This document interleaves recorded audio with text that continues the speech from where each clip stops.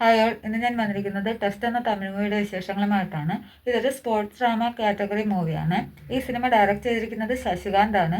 ഇതിന്റെ മ്യൂസിക് ചെയ്തിരിക്കുന്നത് ശക്തിശ്രീ ഗോപാലനാണ്. ഇതിൽ പ്രധാന കഥാപാത്രങ്ങളായി എത്തിയിരിക്കുന്നത് മാധവൻ, മീര ജാസ്മിൻ, നയൻതാര, സിദ്ധാർത്ഥ് തുടങ്ങിയവരൊക്കെയാണ്. ഇനി സിനിമയെ പറ്റി പറയാം. മാധവൻ തന്റെ വിദ്യാഭ്യാസമൊക്കെ കഴിഞ്ഞ് ഒരു സയന്റിസ്റ്റായി വർക്ക് ചെയ്യുകയാണ്. പുള്ളി ഹൈഡ്രോഫ്യൂൽ എന്നൊരു സംഭവം കണ്ടുപിടിച്ചു. ഇനി എങ്ങനെയെങ്കിലും അതിന് അപ്രൂവൽ കിട്ടണം, എന്നിട്ട് ജനങ്ങൾക്ക് ഉപകാരമുള്ള രീതിയിൽ അത് പ്രയോജനപ്പെടുത്തണമെന്ന് ചിന്തിച്ച് അതിനു വേണ്ടിയുള്ള പ്രോജക്റ്റും കാര്യങ്ങളും ഒക്കെ നടക്കുന്ന ഒരാളാണ്. മാധവന്റെ വൈഫായി ഇതിൽ എത്തിയിരിക്കുന്നത് നയൻതാരയാണ്. നയൻതാര സ്കൂൾ ടീച്ചറാണ്. ഇവർക്ക് കുറേ വർഷങ്ങളായി കുട്ടികളില്ല. അവസാന പരീക്ഷണം എന്ന നിലയിൽ IVF ചെയ്യാൻ തീരുമാനിക്കുന്നു. IVF ചെയ്യുന്നതിന് ഇവർക്കൊരു 5 ലക്ഷം രൂപ ആവശ്യമായുണ്ട്.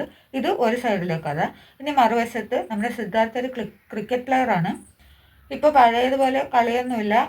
ഇനി എന്ത് എന്ന് ചിന്തിച്ചിരിക്കുന്ന ഒരു സമയമാണ്. പുള്ളിയുടെ വൈഫായി എത്തിയിരിക്കുന്നത് മീര ജാസ്മിനാണ്. ഇവർക്ക് സ്കൂളിൽ പഠിക്കുന്ന ഒരു മകനുണ്ട്.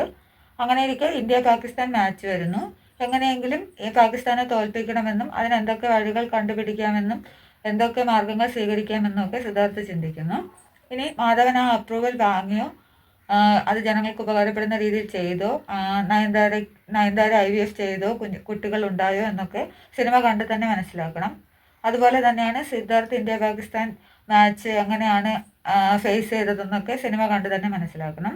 എല്ലാവരും അവരവരുടെ റോൾസ്, പ്രത്യേകിച്ച് മീര ജാസ്മിൻ്റെ മകനായി വന്നിരിക്കുന്ന ആ കുട്ടിയൊക്കെ അടിപൊളിയായിട്ട് എല്ലാവരും അവരവരുടെ റോൾസ് ചെയ്തിട്ടുണ്ട്.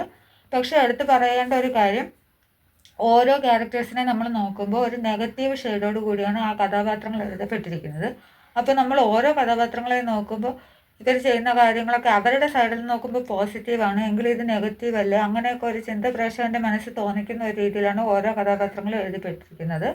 BGM നല്ല രീതിയിൽ സ്കോർ ആയിട്ടുണ്ട്.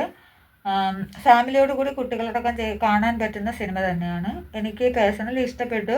പിന്നെ മസ്റ്റ് വാച്ച് എന്നൊന്നും പറയാനില്ല, താല്പര്യമുള്ളവർക്ക് കാണാം. നെറ്റ്ഫ്ലിക്സിലാണ് ഈ മൂവി അവൈലബിൾ ആയിട്ടുള്ളത്. നിങ്ങൾ കണ്ടവരുണ്ടെങ്കിൽ അഭിപ്രായം പറയുക, കാണാത്തവരുണ്ടെങ്കിൽ കാണാൻ ശ്രമിക്കുക. പുതിയ വീഡിയോയുടെ വിശേഷങ്ങളുമായി വീണ്ടും കാണുന്നത് വരെ ബൈ ബൈ.